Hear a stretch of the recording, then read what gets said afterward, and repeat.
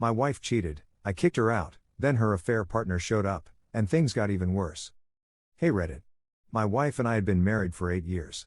8 years of what I thought was a solid, loving marriage. We had our ups and downs, like any couple, but I never once imagined that she would betray me in the worst way possible. I worked long hours to provide for us, making sure she had everything she ever wanted. I took her on vacations, surprised her with gifts, and made sure she never felt neglected. But apparently, none of that mattered. None of it was enough to keep her faithful. It all came crashing down one evening when I came home early from work. I had planned to surprise her with dinner from her favorite restaurant. I was excited, thinking it would be a nice way to reconnect after what I assumed was just a busy and tiring week for both of us. But the moment I walked through the door, I felt that something was off. The house was eerily quiet, which was strange because she was always watching TV or listening to music. I set the food down and started walking towards our bedroom, and that's when I heard it, the unmistakable sound of moaning. My heart stopped. My brain tried to rationalize it for a split second, but deep down, I knew exactly what was happening. I pushed the door open, and there they were. My wife, in our bed, tangled up with some guy I had never seen before. The moment they saw me, she screamed and scrambled to cover herself, while he just sat there frozen, looking like a deer in headlights. I stood there for what felt like forever, my whole body trembling with rage and betrayal. My wife started stammering, trying to explain, but there was nothing she could say that would make this right. Get out, that was all I said. My voice was calm, too calm, and that seemed to scare her more than if I had screamed. The guy grabbed his clothes and bolted, while she kept pleading with me, saying it was a mistake, that she was sorry, that she didn't want to lose me. I wasn't interested in hearing any of it. I told her to pack her things and leave. I didn't care where she went. I just wanted her out of my sight. She begged, she cried, she even tried to hug me, but I pushed her away. I felt nothing but disgust. She packed her bags, sobbing the entire time, and when she finally left, I locked the door behind her and sank onto the couch. I sat there for hours, replaying everything in my head, trying to understand how the woman I loved, the woman I had given everything to, could do this to me. But there were no answers. Just a hollow emptiness where my love for her used to be. I barely slept that night. The next day, I called a locksmith and had the locks changed. I packed up all her remaining things and texted her to come get them from the porch. I wanted no trace of her left in my house. It was my home now, not ours. I thought that would be the end of it, that she would disappear from my life and I could start healing. But I was wrong. Later that evening, there was a loud knock at my door. I assumed it was her, coming back to beg for another chance. But when I opened the door, it wasn't her, it was him. The guy from my bed. The guy she had betrayed me with. He stood there, looking at me with a cocky smirk, as if he had some kind of upper hand in all of this. My blood boiled instantly. He started talking, his tone laced with arrogance.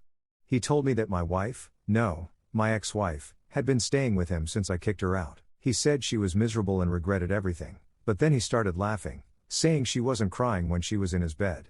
My fists clenched so tightly that my nails dug into my palms. I wasn't sure if he was trying to provoke me or if he was just naturally that much of an idiot, but either way, I wasn't about to let him waltz up to my house and mock me. I asked him why the hell he was here. What did he want? He shrugged and said he just wanted to see the man she had left behind.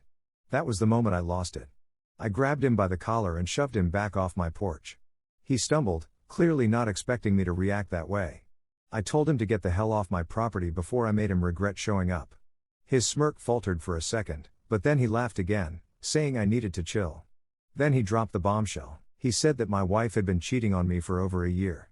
That he wasn't the first guy, just the only one who stuck around. That she had been using me for stability while having her fun on the side. That every time I thought she was out with friends or at yoga class, she was actually with another man. My entire body went cold. I had already felt betrayed before, but now it was so much worse. This wasn't just a moment of weakness, this was a lifestyle for her. I didn't let him see how much his words affected me. I just stared at him, my jaw tight, and told him to get the hell out. But before he left, he grinned one last time and said that she would probably come crawling back to me when she got bored of him. That I should be ready for when she realized the grass wasn't greener. I slammed the door in his face and locked it. My mind was spinning. I had spent years of my life devoted to this woman, only to find out she had never truly been mine. Every memory, every moment we shared, felt like a lie. I thought kicking her out would be the hardest part, but this knowledge that I had been living in a fantasy while she had been playing me for a fool? It was unbearable. I sat in silence, staring at the wall, trying to process everything. But the worst part? A small, pathetic part of me still wanted answers. I wanted to hear it from her. I wanted to know why she did it, why she threw away everything we had. And the more I thought about it, the more I realized that I wasn't done with this. Not yet. I needed to confront her. I needed to see for myself if there was even a shred of truth left in anything she had ever told me. And so, the next day, I made a decision. I was going to find her, face her one last time, and get the answers deserved. And that's when everything took an even darker turn. I woke up the next morning feeling like I had been hit by a truck. The weight of everything pressed down on me, suffocating, inescapable. Sleep had been useless, my mind running in endless circles, replaying every conversation, every memory, every red flag I had ignored over the years. I had thought I was happy. I had thought we were happy. But in reality, I had been living a lie, blind to the betrayal happening right under my nose. And now that lie had crumbled, leaving me with nothing but anger, humiliation, and a gnawing need for closure that I wasn't sure I would ever get. I knew I shouldn't go looking for her. She wasn't my problem anymore. I had kicked her out, cut her off, and changed the locks. I had done everything I was supposed to do to move on. But there was still a part of me that needed to hear it from her directly. I needed to know why she did it, not for some pathetic hope of reconciliation. I would rather burn my house down than let her step foot in it again, but because I couldn't stand the thought of spending the rest of my life wondering. I had spent 8 years devoted to this woman, sacrificing, working late nights, planning our future, believing we were building something real. And now, I couldn't tell if any of it had ever meant anything to her. That thought alone made me sick. So I found myself driving to the apartment complex where her affair partner lived. I had debated texting her, calling her, but I knew she would either ignore me or manipulate the conversation to make herself the victim. No, I needed to see her face when I asked her. I needed to watch her squirm under the weight of her own lies. I didn't even know what I was hoping to get out of it.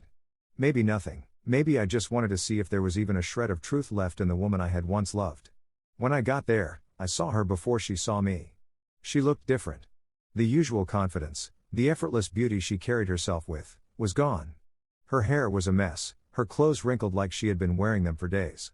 Her face was pale, exhausted. It was almost satisfying to see her like that, to know that maybe, just maybe, she was suffering too. But then the anger came flooding back. She didn't get to be the one in pain. She was the one who did this. She was the one who threw everything away. When she finally noticed me, her eyes widened in shock. I could see the hesitation in her face, like she wasn't sure if she should approach me or run back inside. I didn't give her the chance to decide. I walked straight up to her and told her we needed to talk. She hesitated, glancing around nervously, like she was afraid someone would see us together. That reaction alone told me everything I needed to know. She had made her choice, and it wasn't me. I didn't waste time with pleasantries. I asked her how long she had been cheating on me, how many men there had been, why she did it. At first, she tried to deny it, to brush it off as a mistake, saying she wasn't thinking clearly. But I wasn't stupid. I told her I already knew everything. That her affair partner had told me the truth. That this wasn't just a one-time mistake, it was a pattern. A lifestyle. A deliberate, calculated choice. Her face drained of color. She knew she was caught. And then, just like that, the guilt disappeared, and something else took its place, anger. She started lashing out, blaming me, accusing me of being distant, of prioritizing work over our marriage, of making her feel alone. It was almost laughable. She had the audacity to stand there and make excuses, as if I had somehow forced her to betray me. As if my long hours at work, the same job that paid for her vacations, her shopping sprees, her comfortable life, were the reason she spread her legs for other men. I let her rant, let her dig herself deeper into her delusions, and when she finally ran out of excuses, I just shook my head. I told her she was pathetic. That she had everything, a loyal husband, a stable home, a future, and she threw it all away for cheap thrills. I told her she didn't deserve the love I had given her, that she had never deserved it. And then I turned to leave, because I was done. Done trying to make sense of something senseless. Done giving her any more of my time, my energy, my thoughts. But just as I was walking away, her affair partner appeared. And that's when everything exploded. He had that same smug look on his face, the same cocky smirk that made my blood boil. He wrapped his arm around her like she was some kind of prize, like he had won something. And then he opened his mouth and said something that made me see red. He said she had been talking about coming back to me. That she had been crying about how she missed our life together, how she wasn't sure she had made the right choice. I looked at her, and for the first time, I saw real panic in her eyes. She hadn't wanted me to know that. She had wanted to keep her options open, to keep me as her backup plan in case things didn't work out. It made me sick. Even after everything, she still thought she could manipulate me, still thought she had some kind of hold over me. And then her affair partner laughed and said something even worse. He said she wasn't actually sorry about cheating, she was just sorry she got caught. That if I had never walked in on them, she would have kept doing it. That she had never planned to leave me, she just wanted the excitement of sneaking around. I think he expected me to react, to get angry, to try to fight him. But I didn't. I just looked at her one last time and told her the only thing that mattered. I told her she was nothing to me now.